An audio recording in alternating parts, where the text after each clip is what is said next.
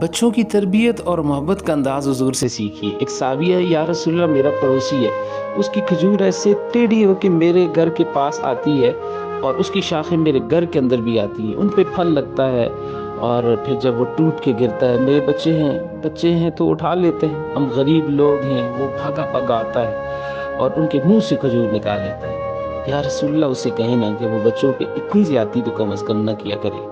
اللہ اکبر، میرے حضور نے اس کو بلایا، وہ منافق تھا۔ آپ نے اسے فرمایا میں ایک سودا کرتے ہو؟ کہا جی کیا؟ کہا یہ کھجور مجھے دے دو اور اس کھجور کے بدلے میں جنت میں تمہیں کھجوروں کا باغ لے کے دے دوں گا۔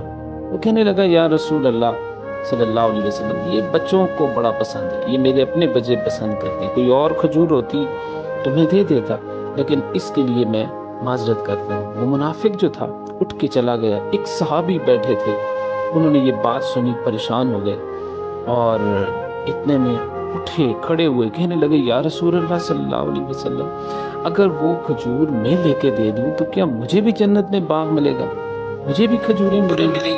اللہ اکبر، آپ نے فرمایا ہاں تجھے بھی ملے گی، تیرے لیے بھی جنت کے اندر باغ ہوگا۔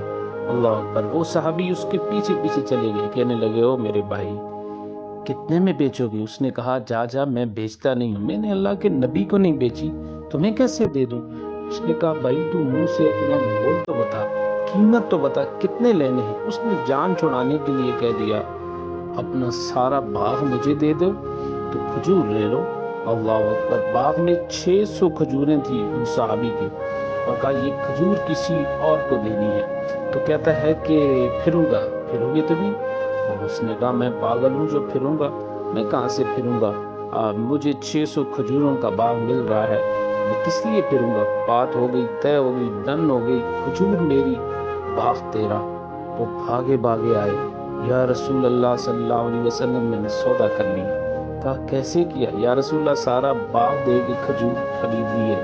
آپ نے کہا پھر میرا سودا بھی بدل، کیونکہ تو نے محبت کی حد کر دی ہے تو میری ساتھی سن، میں اپنی آنکھوں سے دیکھ رہا ہوں کہ اللہ نے تیرے لیے جنت میں ایک گھر نہیں محل بنا دیے، وہ بھی سینکڑوں، اور ایک باغ نہیں اب ہزاروں باغ بنا دیے ہیں، تیرے لیے تیار کر دیے۔ یہ ہے ایمان کی نشانی، یہ ہے محبت کی نشانی۔